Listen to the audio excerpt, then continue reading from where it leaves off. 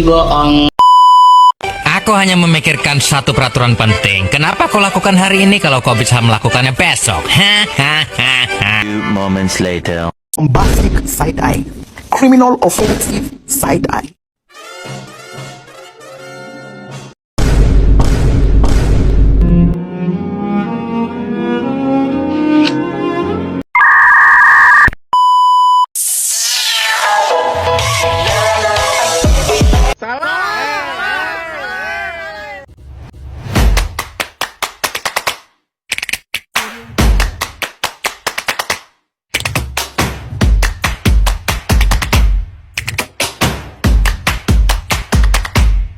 Halo everyone, perkenalkan nama aku Najwa Rodatul Jannah, mahasiswa SIIT Manggala, Prodi Ekonomi Syariah semester 4. Di sini aku ditugaskan untuk menjelaskan sejarah pemikiran ekonomi Islam pada masa kontemporer.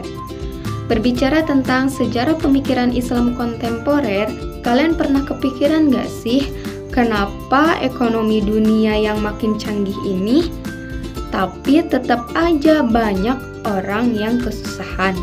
Sedangkan teori ekonomi udah banyak dan teknologi pun makin maju. Nah, ada dua tokoh besar yaitu Umar Chapra dan Monzer Kaf yang memiliki pandangan yang berbeda. Mereka melihat masalah ekonomi bukan cuma soal angka dan kebijakan, tapi juga soal nilai, moral, dan arah hidup manusia. Yuk kita bahas dua tokoh penting dalam sejarah pemikiran ekonomi Islam kontemporer. Umar Chapra dan Monzer Kaf adalah dua cendekiawan muslim yang berpengaruh banget dalam membentuk wajah ekonomi Islam modern.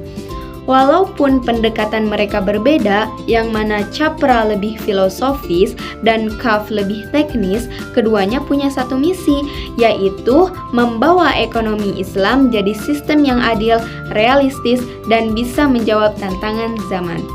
Umar Chapra dikenal dengan pendekatannya yang mengedepankan nilai-nilai spiritual dan moralitas dalam ekonomi. Menurutnya, akar dari krisis ekonomi global itu bukan cuma masalah sistem, tapi karena manusia yang udah jauh dari nilai-nilai etika dan maqasid syariah.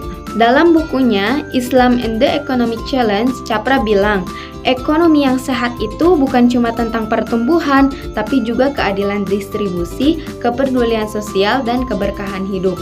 Dia fokus pada maqasid syariah, tujuan utama syariah Islam yang mencakup menjaga agama, jiwa, akal, harta, dan keturunan. Buat Chapra, kalau kebijakan ekonomi nggak sesuai dengan maqasid ini, maka sistem itu akan timpang.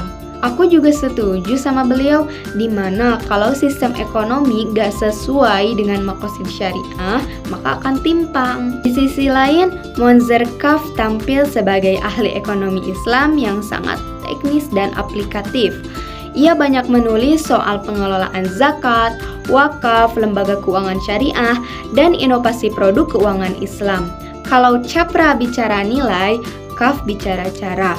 Gimana sih agar zakat bisa lebih berdampak luas?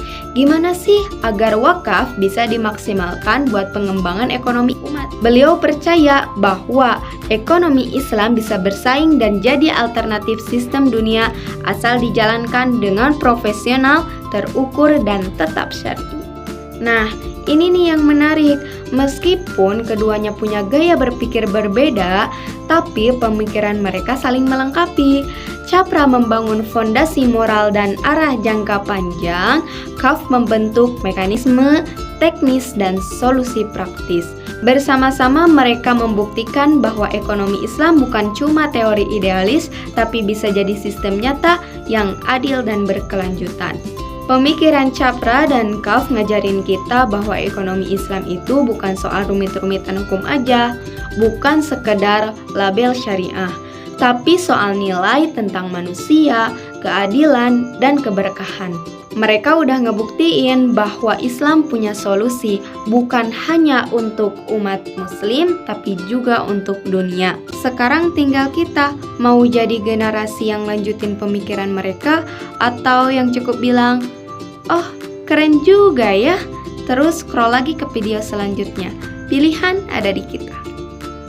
Oke guys, sekian pemaparan singkat sejarah pemikiran ekonomi Islam pada masa kontemporer. Bye-bye.